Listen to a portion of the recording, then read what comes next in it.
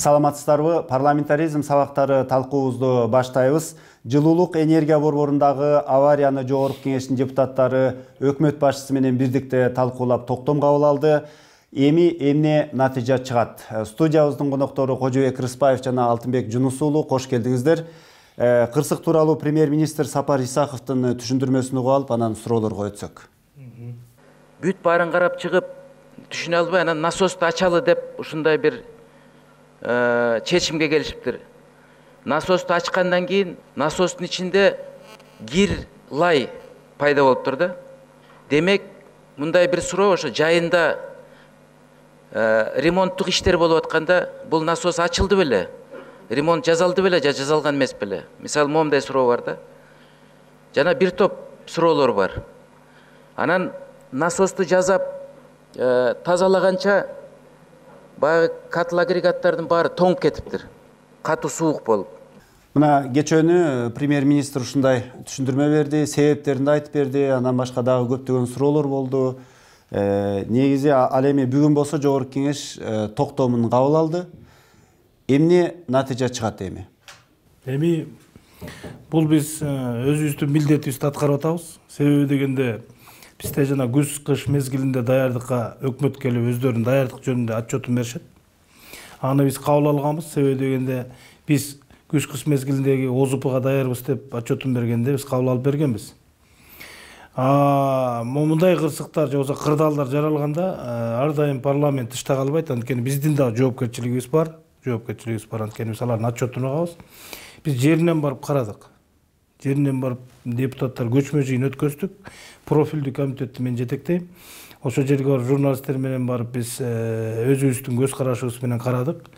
Жерде эми эски ТЭЦтин абалы шунчалык мындай аябай начар абалга дуушар болуп калганда. Эми ошол себептердин баарын уже 2-3 күндөн бери мына телеканалдардан көрсөтүлбөдүбү? Ал эми мына сиздердин токтомдо эмнелер айтылды? Кыскача ошону түшүндүрүп берсеңиз. Биздин токтомдо маалымат угулуудагы комитет токтом даярдаганбыз. Токтомдо биринчиден ошол ОЗУПга даярдык, Бишкек шаарында кырдаалга жараша, бул кырдаалга жараша биз канаттандырылак эмес деп кабыл алдык.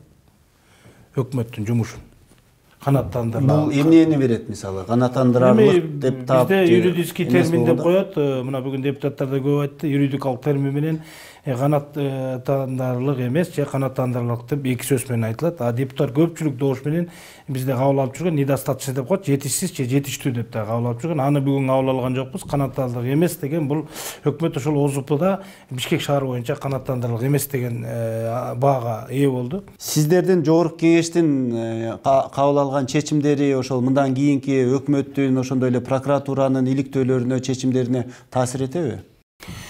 Биз тапшырма бердик, жогорку кеңештин токтомун аткарыш керек. Бул таасир этеби, этпейби эмес, бул деген түздөн-түз алардын биздин укугубуз, аларга тапшырма берилгенден кийин токтомдун аткарылышын биз кайтадан сурайбыз, токтомдун аткарылышын. Себеби дегенде биз өкмөткө токтомду берип атабыз. Андан тышкары укук органдарына биздин да өзүбүздүн өнүгүү фракциясынын атынан көчө сунуш болгон. Исхак Масалиев сунуш кылып, депутаттык комиссия түзүлгөн, парламенттен депутаттык комиссия түзүп, алар да өзүнчө иликтөө жүргүзөт. Биринчи вице-премьер-министр Аскарбек Алимбай Шадиев өзүнүн сунушун кылган. Мына өкмөттө бизде комиссия түзүлүп атат. Депутаттар бизге киргиле деген, бирок жок, алар менен өзүнчө иштей бериңиздер. Биз өзүбүзчө депутаттык иликтөөнү жүргүзөбүз деп фракциядан комиссия түзүлгөн. Мына негизинен ошо премьер-министрдин отчетунан, кечөөкү парламенттеги талкуудан себептери эмне экенин, эскилиги жеткен тетиктер, жанагы кадр маселеси, көптөгөн системдик кризис бар экени көрүнүп калды. Бирок ошого карабастан өнүгүү прогресс фракциясы депутаттык комиссия түзүп дагы иликтейли деген бир сунуш берди да. Ал андай комиссия түзүлүп калса эмне натыйжа чыгат?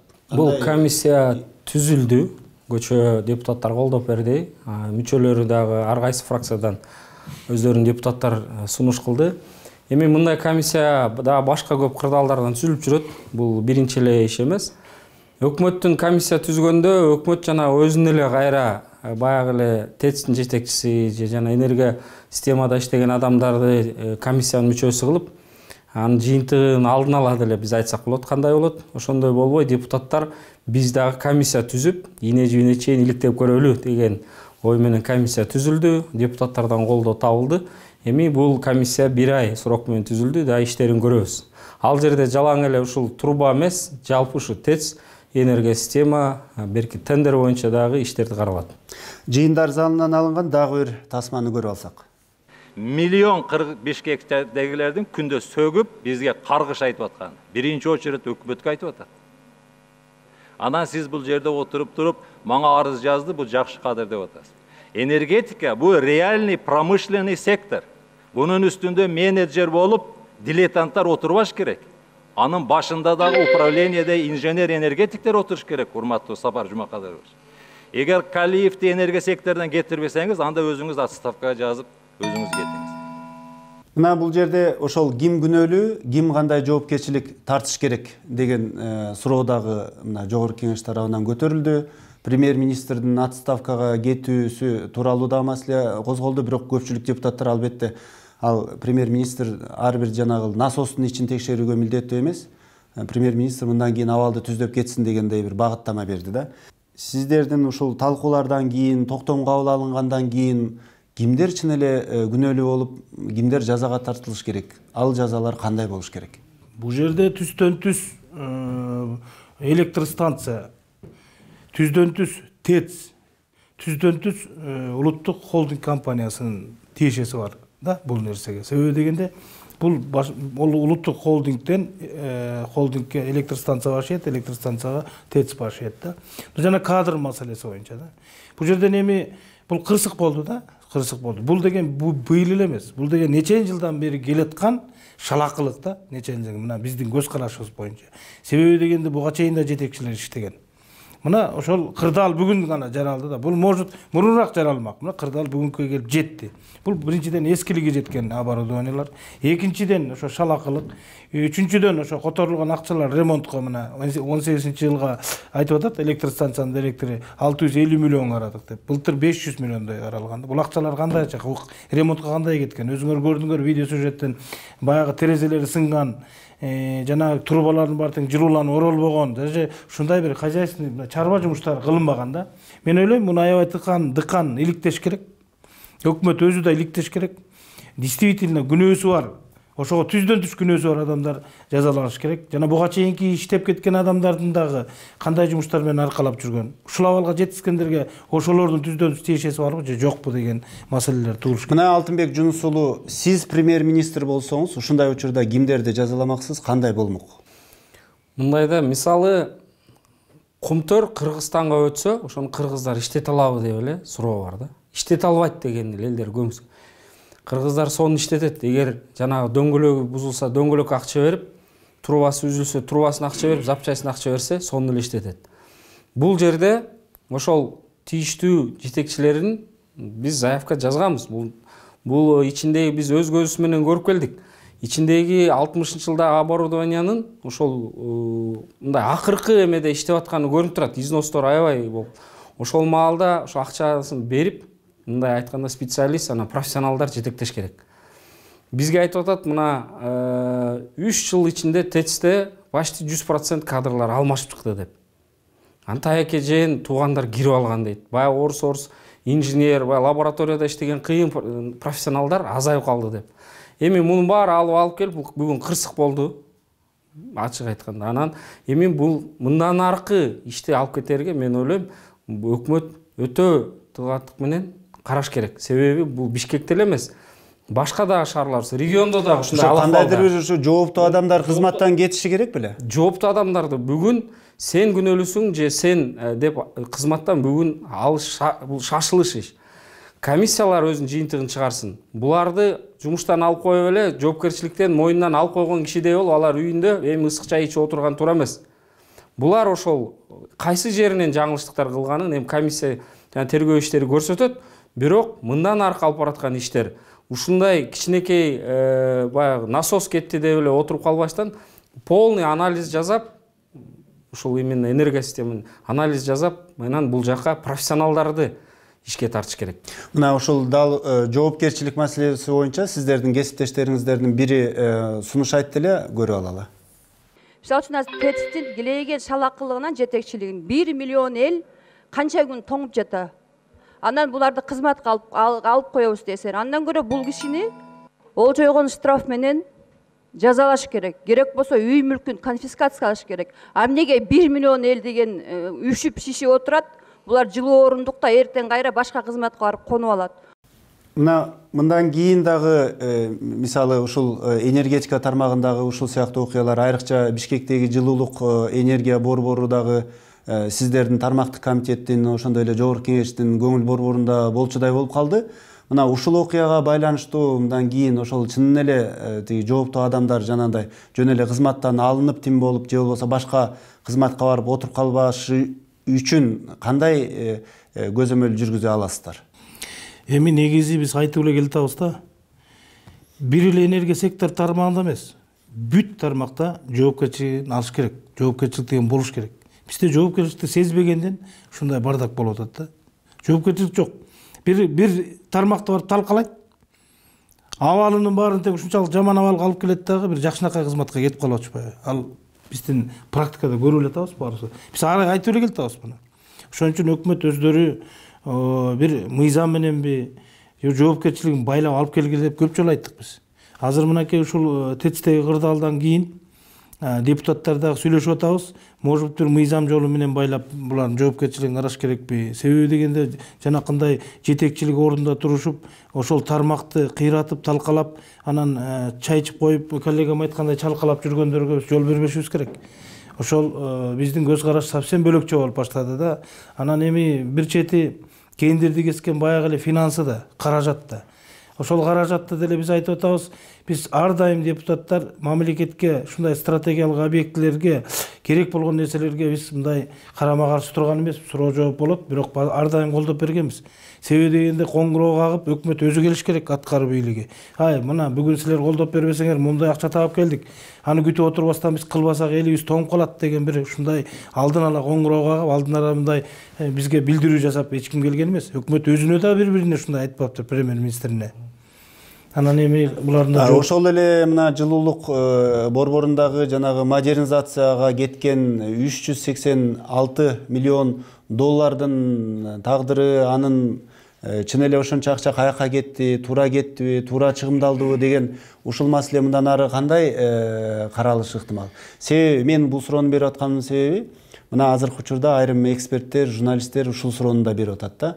Жогорку кеңеш ушул келишимди ратификациялап атканда каякты карады эле деп депутаттардын тизмесинде чыгарды да. Буга кандай жооп берсе болот? Эми биз дайыма ратификация жана ушундай жаңылануу, оборудование салынганда башка иштер болгондо мына жогорку кеңеште биз көп суроо бербейли, колдойбуз. Эми биз жакта бир оборудование салынып атса, дагы кызмат орундары же бир модернизация болуп атса, биз да колдойбуз. Колдоп келгенбиз. Мындан кийин биз дагы депутаттардан да өзүбүздө бар. Кээ бир маселелерде талкуу жок эле өткөрбейли. Чет өлкөдөн эптеп өкмөт акча таап келип атса, ыңгайсыз суроолорду бербейли деп. Мындан кийин депутаттар биз өзүбүз дагы мына миллион эл ушу чоң биздин борбор кыштакка айланып кала жаздады. Ушундай үшүп тоңуп тургандан кийин бизде да мындай суроолор болот. Мына жеринен барып көрүп келдик. ТЭЦ Кытайлар салган ТЭЦ заманбап, жаңырап турат, ичи жылтырайт. Бирок ошол ТЭЦке суунун келиши, дагы башканын кайра жана жылуулук станциясына кетиши, дагы башка баягы көмүр же бешке подачалан ал баягы Союз убагында калып калган. Модернизация болгон ТЭЦ жаңы салынган. То есть комплекстүү ошонун баарын ошол убакта ачык айтканда 386 миллион азыр бул авария дагы кайталанышы мүмкүн. Эң өкүнүчтүүсү себеби жанагы суу тазалаган химия анализ башка цехтерин жаңылануу керек. Мына биз жакында 450 миллион доллар Токтогул кесине бөлүнсүн деп ратификацияны колдоп бердик. Көп суроо берген эмес. Бизге мындай деп түшүндүрүп беришкен. Токтогул кеси акыркы эмесинде иштеп атат. Бул Союз убагынын канчанчы 60-жылдарда салынган. Бүгүн мунун убагында жаңылап калбасак, бул дагы кийин мындай токтоп калышы мүмкүн деп. Биз да азыр өкмөткө талап койдук, ошол 450 миллион доллардын тендер аркылуу өтүп, ошонун максималдуу пайдасы тийгендей болсун. Себеби мына Бишкек ТЭЦ салганда 12 миллион доллар перемещение сотрудников и жанагы оокаттарын перемещение 12 миллион доллар статья расход бар экен. Кожобек Жайчыбекович айтты, 12 миллион доллар Бишкектин жарымын көчүрсө болот, бир орундан бир орунга деп. Эми тамаша иретинде, бирок ошондой чоң кымбат баалар менен өтүп кеткен бул. А негизи биз колдогон. Эми ошонун бардыгын сиздер ратификациялап атасыздар, анан сиз айтып атпайсызбы? Мындан кийинки ошол ратификациялык маселелерди дыкат карайбыз депчи. Ал эми мына тармактык комитет сиз дагы ошол могул энергетика тармагындагы болуп аткан нерселерге, ушул эле кышка даярдыкка, ушул эле борбордук энергия, жылуулук энергия борборундагы мына соңку окуяга, ушулардын бардыгына сиздин тармактык комитет да анын ичинде анын жетекчиси мына сиз дагы жоопкерчилик сезип ошол жашоочулардан, шайлоочулардан кечирим сурайт белеңиз? Биз биринчиден шайлоочуларыбыздан, жашаган биздин жарандардан ар дайым кечирим сурайбыз. Биз элдин өкүлүбүз. Себеби дегенде элдин кайгысын, элдиги ушундай бир кыйынчылык түзүлгөндө ар дайым ал элдик депутаттарга кайрылат. Анан биз өзүбүз отчетун алып, өзүбүз ОЗУПуну караганда отчетун алып аткандан кийин бизде дагы кичине бир жоопкерчилик бар да, ошон үчүн биз ар дайым кечирим сурайбыз. Но биз жеринен барып насосту ачпайбыз, же болбосо бир турбанын ичин ачпайбыз. Себеби дегенде биз көмүрдүн даярдыгын, мазуттун даярдыгын, анан жанакы ремонт коюлуп аткан акчалар менен биз даярбыз деген отчетторун угабыз дагы. Эгерде биз жеринен барып көрсөк, эмнени көрөбүз? Биз визуально көрөбүз, көмүр бар экенин көрөбүз. Мазут бар экенин көрөбүз. Ушундай нерселер менен биз ошо ОЗУПга даярдыгын канча проценттигин аныктап, анан ошого жараша канааттандырылат же канааттандырылак эмес, даярдык эмес же даярдуу эмес деген өзүбүздүн чечимдерди кабыл алабыз. А жана модернизация боюнча мен түбүнөн билем. Бул модернизация ТЭЦ Бишкек бул аябай керек. Бүгүнкү күндө да керек, баарын керек болсо жаңыртса болот. Буга мен каршы эмесмин. Мен ошондой эле каршы болгом, мунун процедурасына, ошонун мыйзамдуулугуна каршы болгом. Себебинде Кытайдан Инексим банктан бөлүнгөн 386 миллион долларга ТЭЦти модернизация кылат, 2 котелун которот, ага Твей деген компания ошол подрядчик болуп келет дегенде эле мен каршы болгом. Себебинде теоңор каякта, техник экономикалык обоснование деп коет, негиздемеси. Проектиңер кайда? Эмне үчүн мындай кошо берип атат? Бул деген кредит. Биз 600 миллион кылып кайта төлөп беребиз. Бул элдин жонунан кетет. Мамлекеттен кетет. Анан ушул керек. Мен каршы эмесмин, курусун. Бирок ошончо акчаны обосновать этип бергиле, негиздеп бергиле. Негиздеп берсеңер бизге жакшы болот эле. Анан эмне үчүн тендер болбойт? Эмне үчүн бир компанияны кошуп берет? Алар өзү инвестор болуп өзүнүн акчасын алып келсе анда мейли кура берсин. А мамлекет кредит алып, насыя алып аткандан кийин бул акчага мамлекет жооп берип аткандан кийин ар дайым тендер өтүш керек. Мамлекеттик сатып алуу боюнча тендер өткөзбөй, ошол Твей деген компанияга түздөн түз берип, ошол убакта мына менин колумда 2 решение бар, мен койгон комитеттики. Биз колдоп бердик. Биз мына бүгүнкү күндө ошол бир чети кымбат болсо дагы эми иликтейт го, салынып калбаганда кыйын болмок Бишкек тургундарына. Анда совсем тоңуп калмак. Батыр, анда биз эмне деген миллиардтарга чыгым болмокпуз. Анда биз чыгым болмокпуз, турбалардын баары жарылмак. Сеттин баары кетмек. Убагында курулуп калган, бирок ошол канча акчага курулду? Мыйзамдуу курулдубу? Же жеп кетти биздин акчаны ошол компания? Мунун баарын отчетун бергиле деп какшап келатабыз. Эл дагы коомчулукта жөн коңураганга каккан жок. Эмне үчүн бир компания келип отуруп калат? Эмне үчүн, например, алардын ошол убакта ратификация болуп атканда, договорду одобрение кылып атканда, булардын техникалык, экономикалык негиздемеси жок болчу. Ошо ТЭЦтин баасы өтө эле жанагы модернизациянын баасы өтө эле кымбат болуп калыптыр деген пикирлер айтылып атпайбы? Ушунун анығына жетсе болобу? Анын анығына жеткенде эмне? Анын башындагы тендер болбогонуна күмөн санайт адамдар. Мен да күмөн санайм. Эмне үчүн тендер кылбай бир компанияны алып келди? Ошол компания эмне курду? Экинчиден, ошол убакта ратификация менен договор өтүп атканда эмне үчүн техника экономикалык негиздеме жок болду? Биз анда айтат элек да, турбасы мынча турат экен, мынчасы мынча турат экен деген бир көз караш болот эле да. Ошого карабай эле бизге керек деди, мейли депутаттар колдоп берет. Мамлекетке керек нерсени колдоо. Анан бизге айтты, ошол убакта 2013-жылы бул акчаны алып калбасак, Кытай берип аткан акчаны, эми бул кредит акча, оңой менен алыш кыйын бул проект менен. Шуну алып калбасак, бир 10 күн кечигип кетсек, бул акча кетип калат экен, эл душманы болосуңар деди, биз ратификация алып колдоп бердик. Андан кийин арткы число менен булар алып келди, Теону алып келгенде дагы булар Хубей деген провинциядан, ошол жактын бир институтунан печаты жок.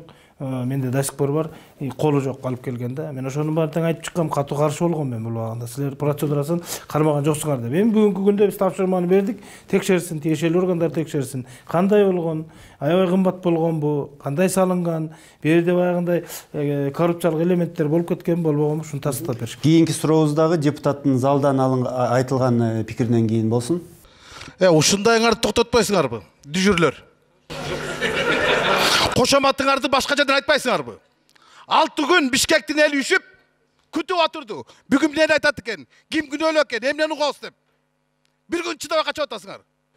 Бишкектин бардыгы жылуу одеялдарга оронуп, азыр көрүп отурат пирамида бизди. Атырып баштайсыңар ушундайыңарды. Чектеп койбоюк бара кийин. Токтотпоюкпу деп. Токтоткула мындай дүжүрлүңөрдү. Негизи эле ушул энергетикага байланыштуу ушундай ири жанагындай бир чет өлкөдөн алынган кредиттер, гранттарга байланыштуу маселелерди караганда, жанагы сиз жогоруда белгилегендей, эми өкмөттү колдоп коелу дедик деп эле, жанагы суроолорго, талкууларга чек коюп эле, мындай тезирээк өткөрүп, жанагындай шаштырып келген маселелер болот. Ошондой учурлар көп кезигет да. Ал эми мына ушул соңку окуя, ушул эле модернизация, ТЭЦтеги мына кырсык, ушул окуялардан кийин жогорку кеңеш ушул сыяктуу маселелерди караганда мамилени өзгөртөбү? Бул жерден депутаттар өзүбүз дагы, бизде да күнөө бар да. Ар бир суроо, баягы орустарда айтат го, истина рождается в споре деп. Эшикте митинг болбой, эшикте элдер ызылдашып, жанагындай Фейсбукта чоң талаш тартыш болбой, эң чоң талаш тартыш ушул парламенттин ичинде болуш керек. Кайма кайшы ойлор айтылат. Ар ким өзүнүн аргументин келтирет, өзүнүн фактыларын келтирет, өзүнүн суроолорун берет. Себеби бир депутат мисалы өзүнүн суроосу жок болсо эле чек коелу деген өзү туура эмес. Ал бардыгына сүйлөш керек. Может башка депутатта өзүнүн регион, ал кайсы бир региондо болобу же өзү көргөн бир маселеси бар. Ошон үчүн бул чек коюу маселеси бул да биз мына көчө жогорку кеңеште чоң кызуу талкууда дагы ачыкка чыгып калды. Мындан ары чек коюу жана башка дегенде депутаттар уялбайсыңарбы деп айтып, себеби суроо башта эле жатканда эле чек коюу дегенде эми өзү уят. Себеби суроолор берилиш керек, жооптор ушул парламентти бүгүнкү күндөрү мына силерге да рахмат, пирамидадан бүгүн ушул Бишкек шаар эле эмес, бүт республика боюнча карап отурушат. Ушул биздин депутат эмне дейт экен, суроо коет бекен деп.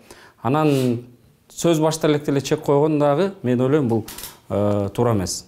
Мына ошо Рыскелди Момбековдун жанагы айткан пикири сизди ойлондурдубу? Мындан кийин ошол чын эле сиздин тармактык комитеттен абдан көп маанилүү маселелер өтөт да, ушул кен байлык, электр энергия. Мындан кийин мисалы эмне болот? Кандай мисалы мамиле болот өкмөткө карата? Выступлениясынан кийин ойлоном, ойлонбойм деген адам эмес. Мен өз башым өзүмдө, мен оюм өзүмдө, мен акылым жетиштүү. Кээ кезде действительно чек койбой турган маселелер болот. Бул тажрыйбада, бул практикада алынып келатат нерсе. Кээ кезде депутаттарды эл жерге түкүргөндөй кылып сөгөт. Себеби дегенде бир маселени 20 депутат жазылса, ошонун 15-и бир кайталап сүйлөгөн күндөр туушар болот. Мундай чек кое турган маселе болот. Чек койбой турган маселе болот. Момундай көйгөйлүү маселелерде, Момбеков чек койгула деп айтпай жүртүр. Ал деле айткан убагында кээ бир маселелерге. Көчөкү маселе. Момбеков айткандай. Бул деген аябай дегенде кырдаал түзүлүп, элдин баары тең ушул депутаттар эмне чечип берер экен деп күтүп отурган маселе. Буга чек кою дегенде айтып давай деген бул туура эмесирээк мындай көрүнүштөрдө. Ошон үчүн мен ойлойм, бул практикада бар биздечи. Кээ кезде маселе бар, көрүнүп турат, суроо бере турбаган маселе, ратификация болуп, баары бүтүп, өкмөт аны эчтеке да өзгөртө албайт. Кээ кезде 3-чү окууда келип калат кээ бир маселелер. Ага биз өзгөртүү да киргизе албайбыз. Эчтеке кылабыз, айтып эле кала беребиз. Ошондой нерселерге биз чек койбойлу эми. Биз өзгөртө албасак. Бул ушул 2-чи окууда кылбайсыңар анда. Сунушуңарды 2-чи окууда бербейсиңер деп айткан күндөр болот. Мындайга терикпеш керек. Көчөкүндөй маселени бул деген бул маселени 2 күн карасаң да болот. 3 күн карасаң да болот. Маегиңиздерге рахмат. Ушуну менен бизге бөлүнгөн убакыт соңуна чыкты. Парламентаризм сабактары көрсөтүүбүздө биз бүгүн жылуулук энергия борборундагы кырсык жана жогорку кеңештеги талкуу жана кабыл алынган токтомдор тууралуу сөз кылдык. Саламатта калыңыздар.